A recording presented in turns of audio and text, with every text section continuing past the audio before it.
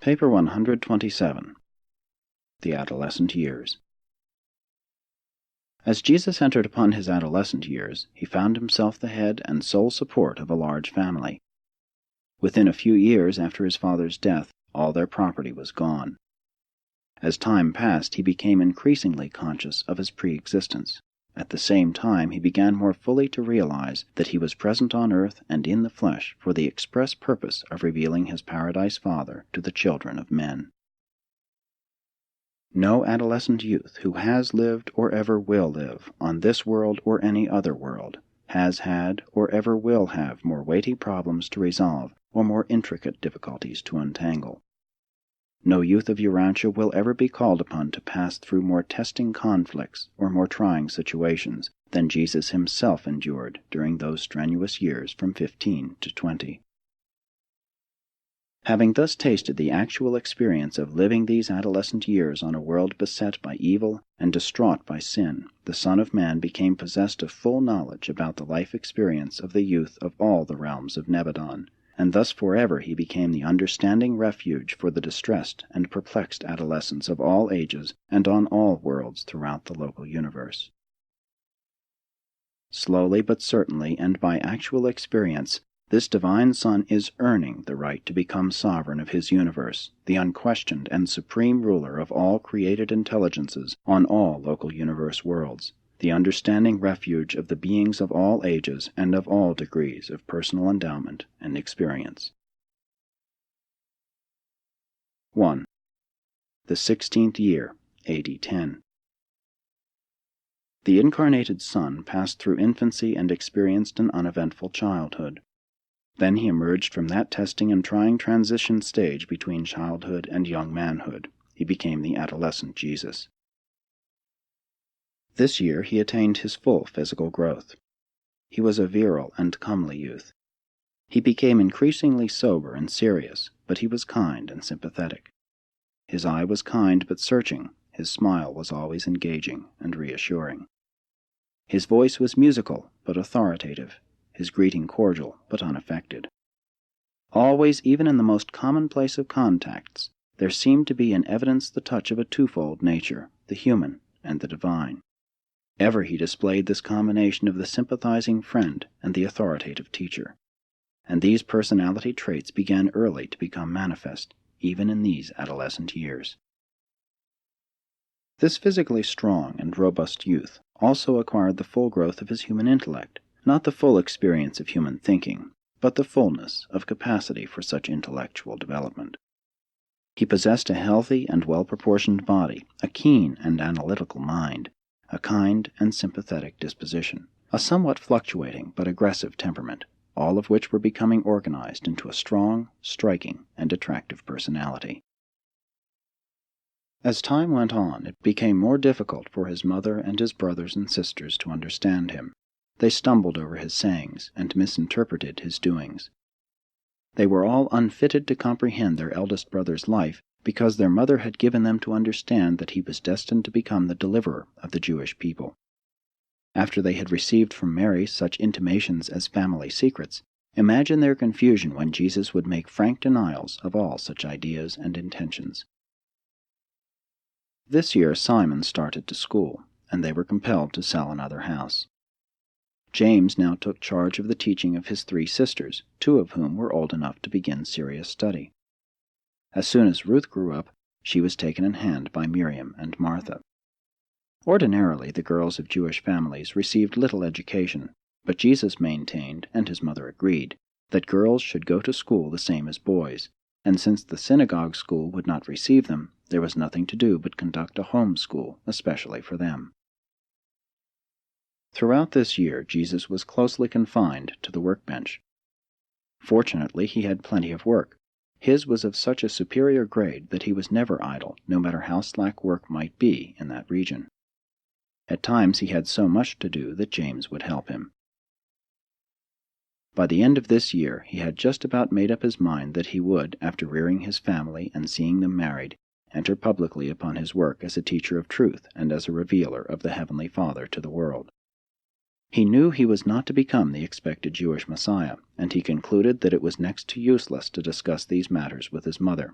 He decided to allow her to entertain whatever ideas she might choose, since all he had said in the past had made little or no impression upon her, and he recalled that his father had never been able to say anything that would change her mind. From this year on he talked less and less with his mother or anyone else about these problems.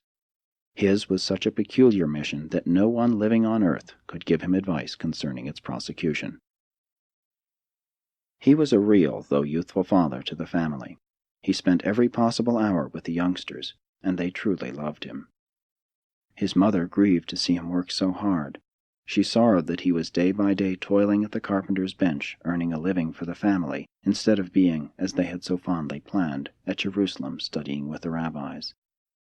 While there was much about her son that Mary could not understand, she did love him, and she most thoroughly appreciated the willing manner in which he shouldered the responsibility of the home.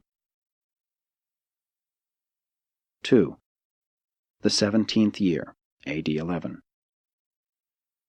At about this time there was considerable agitation, especially at Jerusalem and in Judea, in favor of rebellion against the payment of taxes to Rome. There was coming into existence a strong nationalist party, presently to be called the Zealots. The Zealots, unlike the Pharisees, were not willing to await the coming of the Messiah. They proposed to bring things to a head through political revolt. A group of organizers from Jerusalem arrived in Galilee and were making good headway until they reached Nazareth.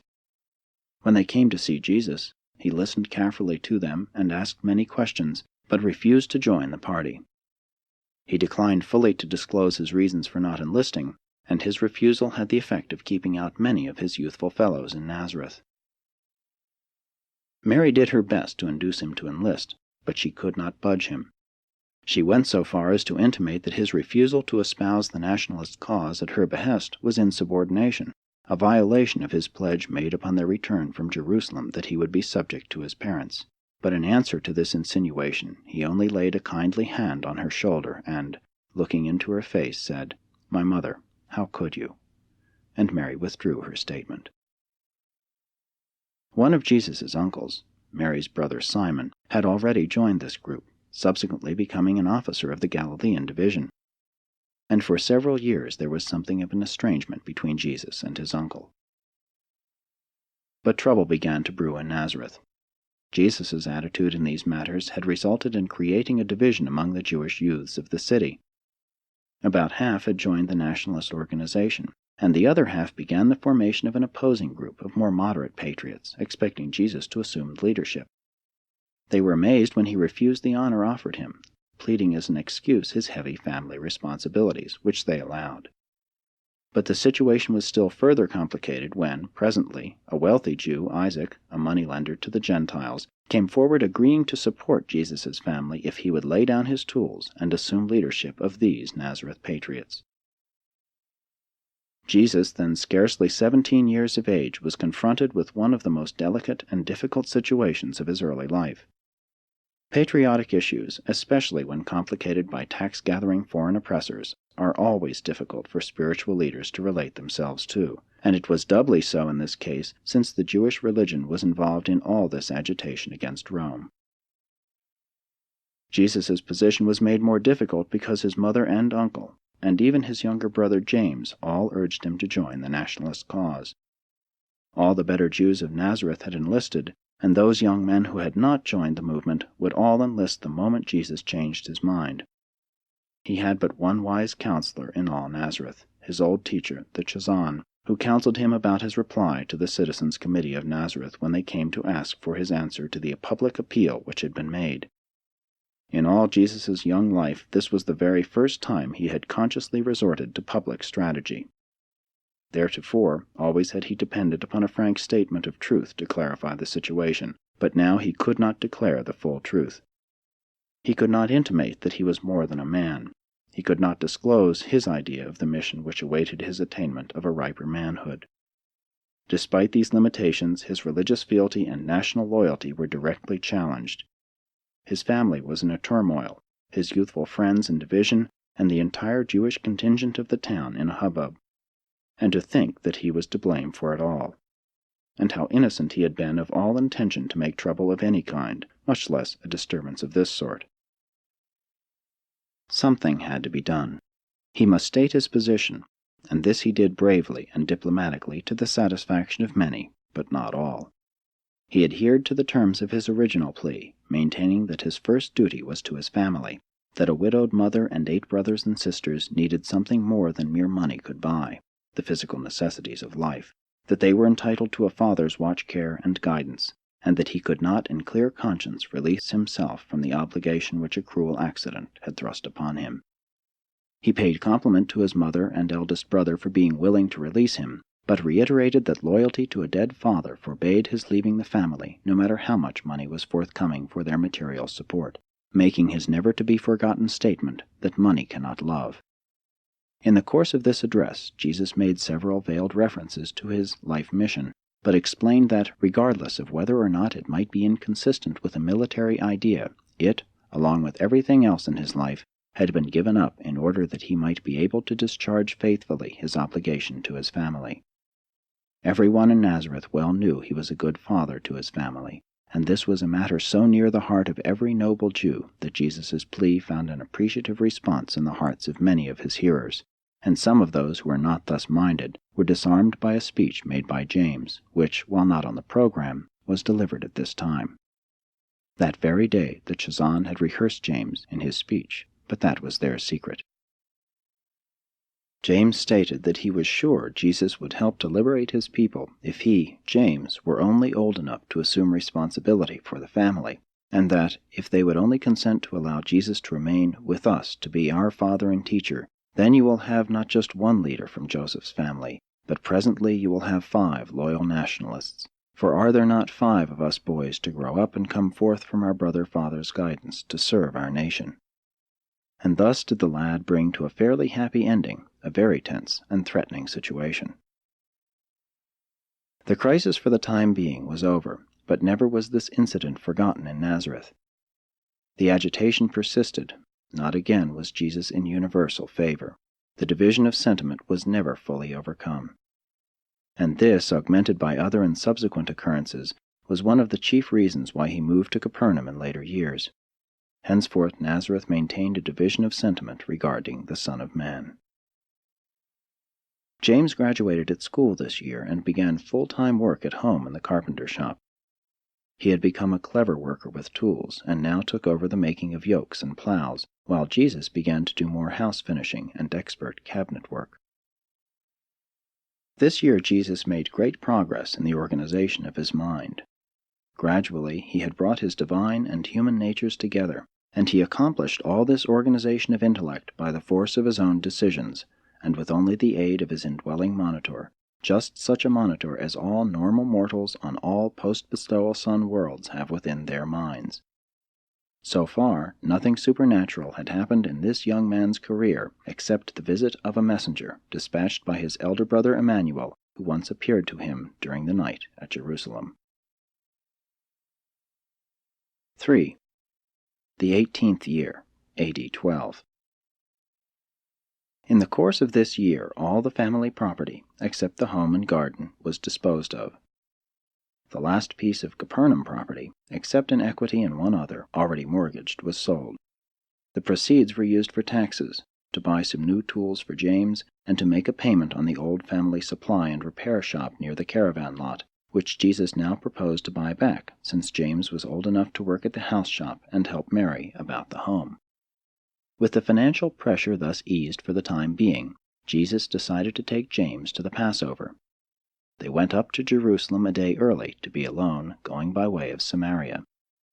They walked, and Jesus told James about the historic places en route, as his father had taught him on a similar journey 5 years before. In passing through Samaria, they saw many strange sights. On this journey they talked over many of their problems, personal, family, and national. James was a very religious type of lad, and while he did not fully agree with his mother regarding the little he knew of the plans concerning Jesus' life work, he did look forward to the time when he would be able to assume responsibility for the family so that Jesus could begin his mission. He was very appreciative of Jesus' taking him up to the Passover, and they talked over the future more fully than ever before. Jesus did much thinking as they journeyed through Samaria, particularly at Bethel and when drinking from Jacob's well. He and his brother discussed the traditions of Abraham, Isaac, and Jacob. He did much to prepare James for what he was about to witness at Jerusalem, thus seeking to lessen the shock such as he himself had experienced on his first visit to the temple. But James was not so sensitive to some of these sights. He commented on the perfunctory and heartless manner in which some of the priests performed their duties, but on the whole greatly enjoyed his sojourn at Jerusalem. Jesus took James to Bethany for the Passover supper. Simon had been laid to rest with his fathers, and Jesus presided over this household as the head of the Passover family, having brought the paschal lamb from the temple. After the Passover supper, Mary sat down to talk with James, while Martha, Lazarus, and Jesus talked together far into the night. The next day they attended the temple services, and James was received into the commonwealth of Israel. That morning, as they paused on the brow of Olivet to view the temple, while James exclaimed in wonder, Jesus gazed on Jerusalem in silence. James could not comprehend his brother's demeanor. That night they again returned to Bethany, and would have departed for home the next day, but James was insistent on their going back to visit the temple, explaining that he wanted to hear the teachers. And while this was true, secretly in his heart he wanted to hear Jesus participate in the discussions, as he had heard his mother tell about. Accordingly, they went to the temple and heard the discussions, but Jesus asked no questions. It all seemed so puerile and insignificant to this awakening mind of man and God. He could only pity them. James was disappointed that Jesus said nothing. To his inquiries, Jesus only made reply, "My hour has not yet come." The next day they journeyed home by Jericho and the Jordan Valley, and Jesus recounted many things by the way, including his former trip over this road when he was 13 years old. Upon returning to Nazareth, Jesus began work in the old family repair shop and was greatly cheered by being able to meet so many people each day from all parts of the country and surrounding districts. Jesus truly loved people, just common folks. Each month he made his payments on the shop and, with James's help, continued to provide for the family. Several times a year, when visitors were not present thus to function, Jesus continued to read the Sabbath scriptures at the synagogue, and many times offered comments on the lesson. But usually he so selected the passages that comment was unnecessary. He was skillful, so arranging the order of the reading of the various passages that the one would illuminate the other. He never failed, weather permitting, to take his brothers and sisters out on Sabbath afternoons for their nature strolls. About this time, the Chazan inaugurated a young men's club for philosophic discussion, which met at the homes of different members, and often at his own home, and Jesus became a prominent member of this group. By this means he was enabled to regain some of the local prestige which he had lost at the time of the recent nationalistic controversies. His social life, while restricted, was not wholly neglected. He had many warm friends and staunch admirers among both the young men and the young women of Nazareth.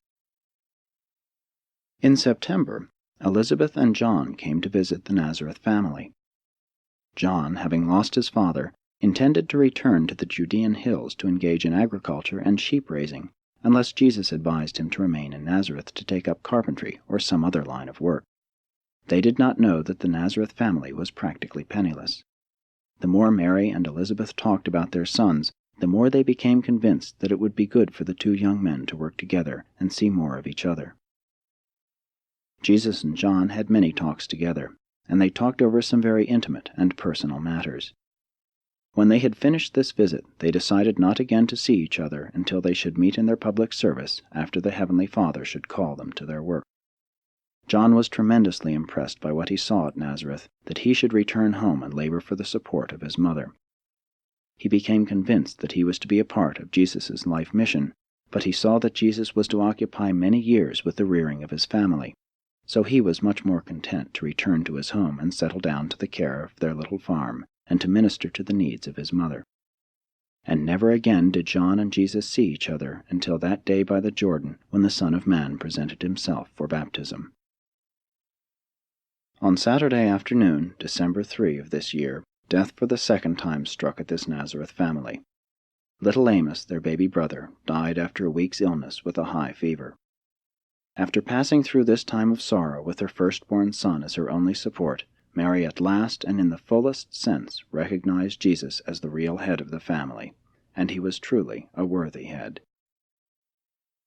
For 4 years their standard of living had steadily declined.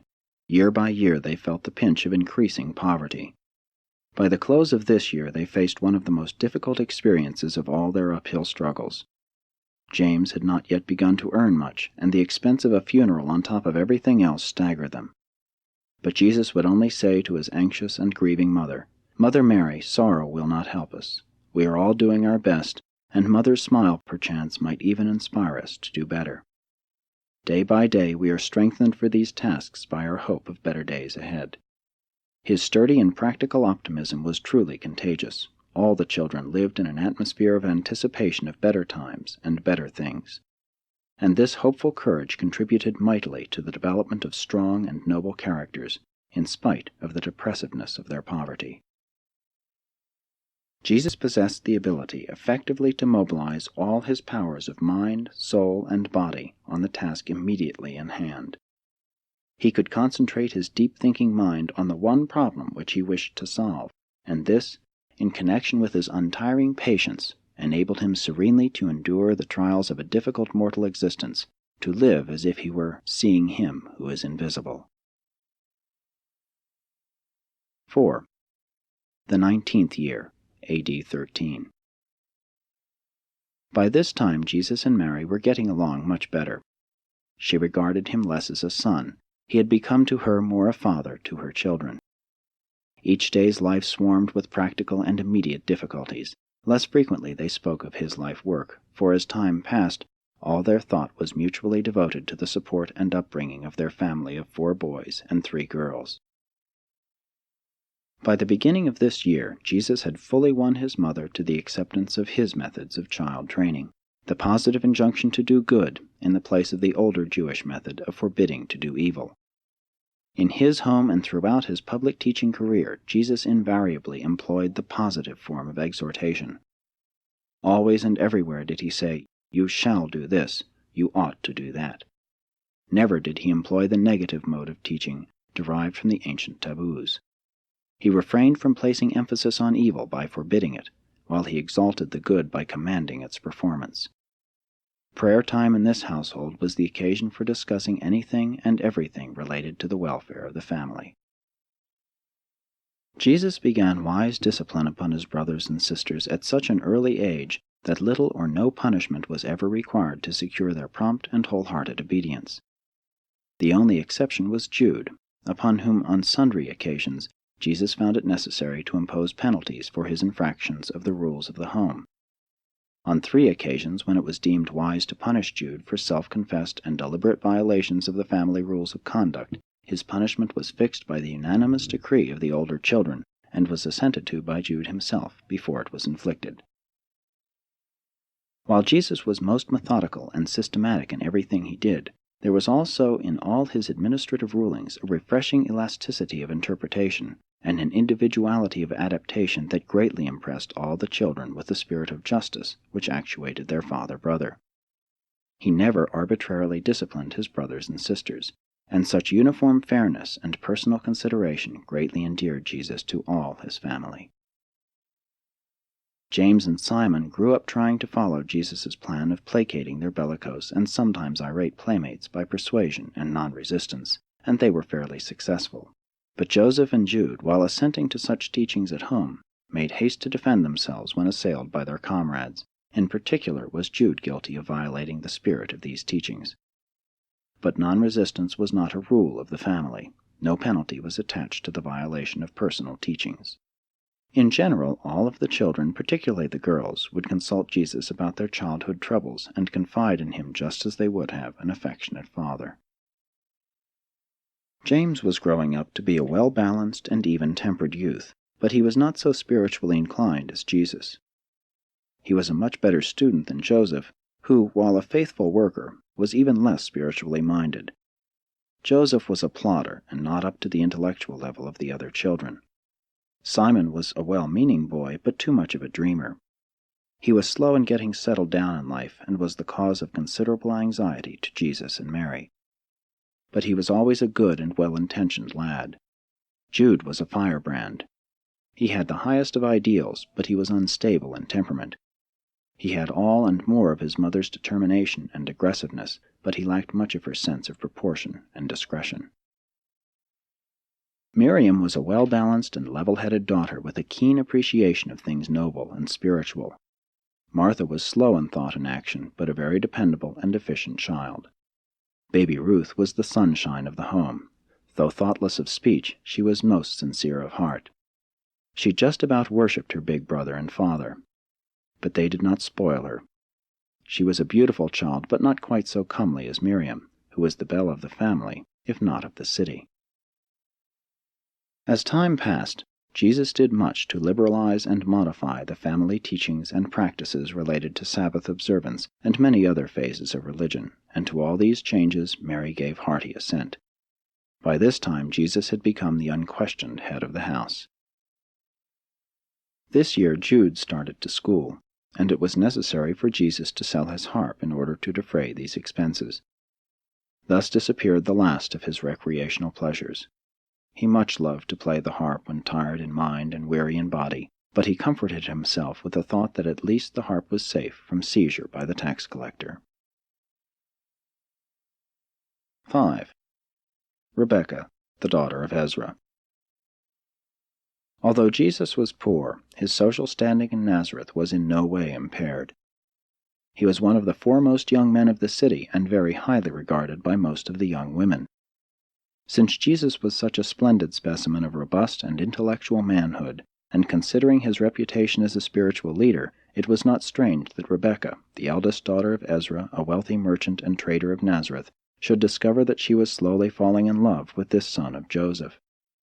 She first confided her affection to Miriam, Jesus' sister, and Miriam in turn talked all this over with her mother. Mary was intensely aroused. Was she about to lose her son, now become the indispensable head of the family? Would troubles never cease? What next could happen? And then she paused to contemplate what effect marriage would have upon Jesus' future career. Not often, but at least sometimes, did she recall the fact that Jesus was a child of promise. After she and Miriam had talked this matter over, they decided to make an effort to stop it before Jesus learned about it, by going direct to Rebekah, laying the whole story before her and honestly telling her about their belief that Jesus was a son of destiny, that he was to become a great religious teacher, perhaps the Messiah.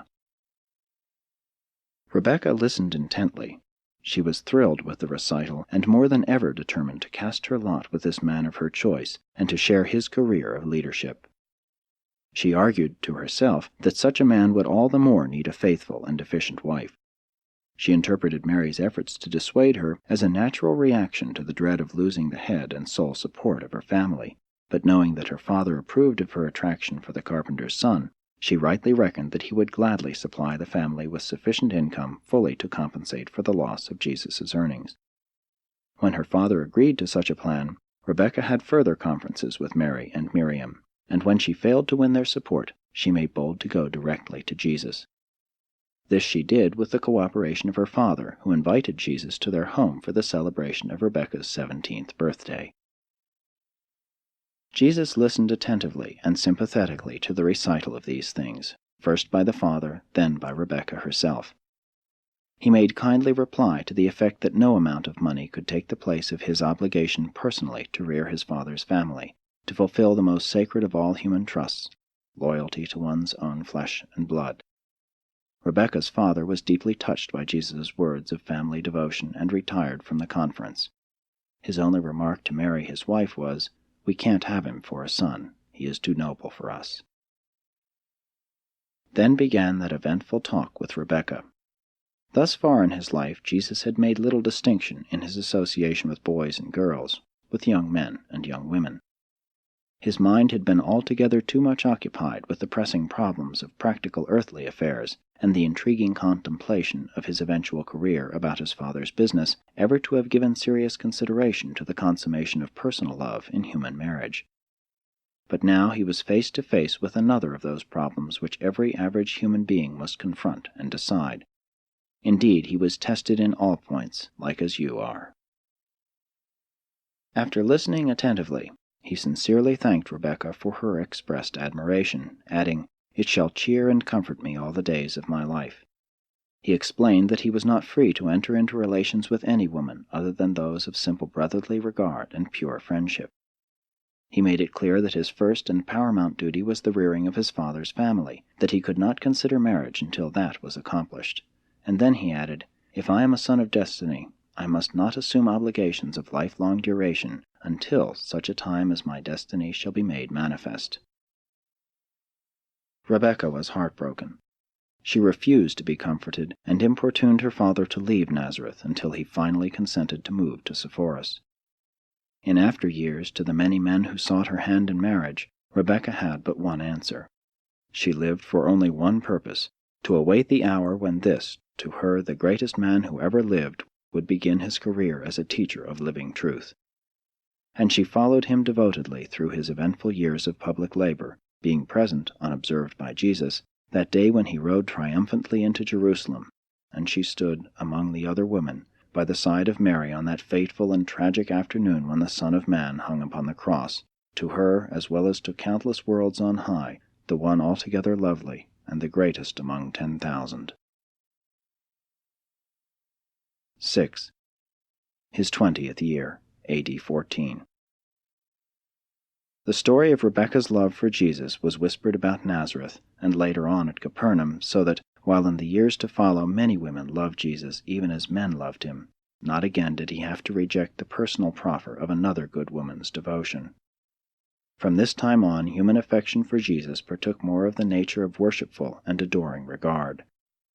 Both men and women loved him devotedly, and for what he was, not with any tinge of self-satisfaction or desire for affectionate possession. But for many years, whenever the story of Jesus' human personality was recited, the devotion of Rebekah was recounted. Miriam, knowing fully about the affair of Rebekah, and knowing how her brother had forsaken even the love of a beautiful maiden, not realizing the factor of his future career of destiny, came to idealize Jesus and to love him with a touching and profound affection, as for a father as well as for a brother. Although they could hardly afford it, Jesus had a strange longing to go up to Jerusalem for the Passover. His mother, knowing of his recent experience with Rebekah, wisely urged him to make the journey. He was not markedly conscious of it, but what he most wanted was an opportunity to talk with Lazarus and to visit with Martha and Mary. Next to his own family, he loved these three most of all. In making this trip to Jerusalem, he went by way of Megiddo, Antipatris, and Lydda, in part covering the same route traversed when he was brought back to Nazareth on the return from Egypt. He spent 4 days going up to the Passover and thought much about the past events which had transpired in and around Megiddo, the international battlefield of Palestine. Jesus passed on through Jerusalem, only pausing to look upon the temple and the gathering throngs of visitors. He had a strange and increasing aversion to this Herod-built temple with its politically appointed priesthood. He wanted most of all to see Lazarus, Martha, and Mary. Lazarus was the same age as Jesus, and now head of the house. By the time of this visit, Lazarus's mother had also been laid to rest. Martha was a little over 1 year older than Jesus, while Mary was 2 years younger. And Jesus was the idolized ideal of all three of them. On this visit occurred one of those periodic outbreaks of rebellion against tradition, the expression of resentment for those ceremonial practices which Jesus deemed misrepresentative of his Father in heaven. Not knowing Jesus was coming, Lazarus had arranged to celebrate Passover with friends in an adjoining village down the Jericho road. Jesus now proposed that they celebrate the feast where they were, at Lazarus's house. But said Lazarus, "We have no paschal lamb." And then Jesus entered upon a prolonged and convincing dissertation to the effect that the Father in heaven was not truly concerned with such childlike and meaningless rituals. After solemn and fervent prayer they rose, and Jesus said, "Let the childlike and darkened minds of my people serve their God as Moses directed. It is better that they do. But let us who have seen the light of life no longer approach our Father by the darkness of death. Let us be free in the knowledge of the truth of our Father's eternal love." That evening, about twilight, these four sat down and partook of the first Passover feast ever to be celebrated by devout Jews without the paschal lamb. The unleavened bread and the wine had been made ready for this Passover, and these emblems, which Jesus termed the bread of life and the water of life, He served to his companions, and they ate in solemn conformity with the teachings just imparted. It was his custom to engage in this sacramental ritual whenever he paid subsequent visits to Bethany. When he returned home, he told all this to his mother. She was shocked at first, but came gradually to see his viewpoint. Nevertheless, she was greatly relieved when Jesus assured her that he did not intend to introduce this new idea of the Passover in their family. At home, with the children, he continued year by year to eat the Passover according to the law of Moses. It was during this year that Mary had a long talk with Jesus about marriage. She frankly asked him if he would get married if he were free from his family responsibilities. Jesus explained to her that, since immediate duty forbade his marriage, he had given the subject little thought. He expressed himself as doubting that he would ever enter the marriage state. He said that all such things must await my hour, the time when my Father's work must begin. Having settled already in his mind that he was not to become the father of children in the flesh, he gave very little thought to the subject of human marriage. This year he began anew the task of further weaving his mortal and divine natures into a simple and effective human individuality, and he continued to grow in moral status and spiritual understanding.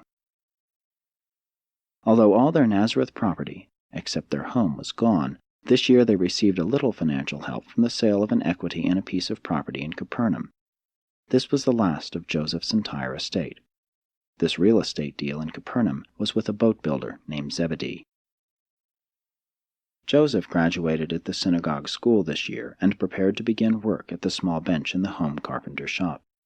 Although the estate of their father was exhausted, there were prospects that they would successfully fight off poverty, since 3 of them were now regularly at work.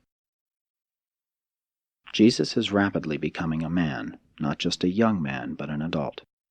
He has learned well to bear responsibility. He knows how to carry on in the face of disappointment. He bears up bravely when his plans are thwarted and his purposes temporarily defeated. He has learned how to be fair and just even in the face of injustice.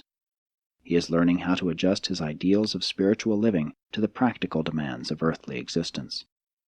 He is learning how to plan for the achievement of a higher and distant goal of idealism while he toils earnestly for the attainment of a nearer and immediate goal of necessity. He is steadily acquiring the art of adjusting his aspirations to the commonplace demands of the human occasion. He has very nearly mastered the technique of utilizing the energy of the spiritual drive to turn the mechanism of material achievement. He is slowly learning how to live the heavenly life while he continues on with the earthly existence. More and more he depends upon the ultimate guidance of his heavenly Father while he assumes the fatherly role of guiding and directing the children of his earth family. He is becoming experienced in the skillful wresting of victory from the very jaws of defeat. He is learning how to transform the difficulties of time into the triumphs of eternity. And so, as the years pass, this young man of Nazareth continues to experience life as it is lived in mortal flesh on the worlds of time and space. He lives a full, representative, and replete life on Urantia. He left this world ripe in the experience which his creatures passed through during the short and strenuous years of their first life, the life in the flesh. And all this human experience is an eternal possession of the universe sovereign. He is our understanding brother, sympathetic friend, experienced sovereign, and merciful Father. As a child he accumulated a vast body of knowledge. As a youth he sorted, classified, and correlated this information. And now as a man of the realm he begins to organize these mental possessions preparatory to utilization in his subsequent teaching, ministry, and service in behalf of his fellow mortals on this world and on all other spheres of habitation throughout the entire universe of Nevadon. Born into the world as a babe of the realm, he has lived his childhood life and passed through the successive stages of youth and young manhood. He now stands on the threshold of full manhood, rich in the experience of human living, replete in the understanding of human nature, and full of sympathy for the frailties of human nature. He is becoming expert in the divine art of revealing his Paradise Father to all ages and stages of mortal creatures. And now, as a full-grown man, an adult of the realm, he prepares to continue his supreme mission of revealing God to men and leading men to God.